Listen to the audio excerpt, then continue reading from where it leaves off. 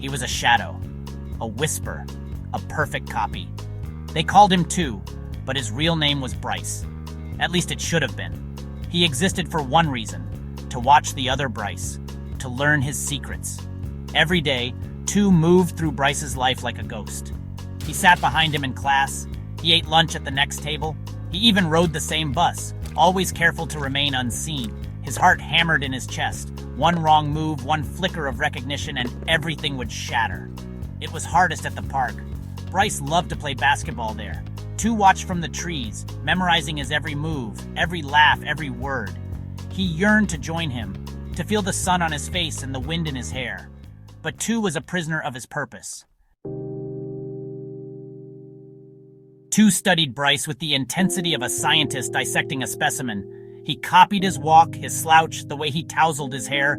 He learned to like the same music, to laugh at the same jokes. He even forced himself to eat broccoli, which Bryce loved and Two found revolting.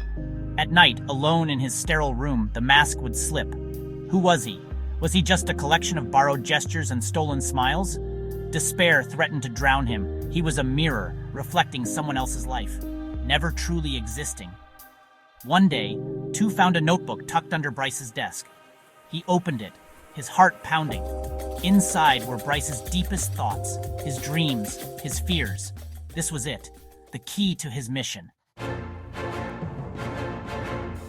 Two learned that Bryce's father was a scientist working on a groundbreaking project, a project that could change the world.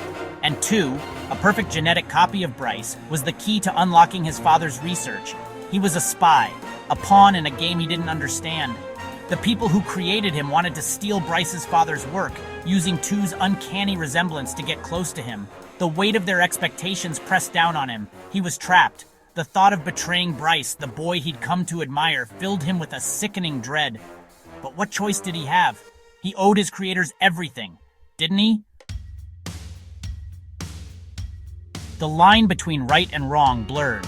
Two found himself torn between his loyalty to his creators and the growing empathy he felt for Bryce. Was it fair to use someone like this, to manipulate them for personal gain? He thought of Bryce's laughter, his kindness, his dreams for the future. Could he be a part of something that might hurt him? The thought was unbearable. He had to make a choice. Two knew what he had to do. He would protect Bryce, even if it meant sacrificing his own existence. He would reveal everything, no matter the consequences. He was done being a shadow. He would finally step into the light.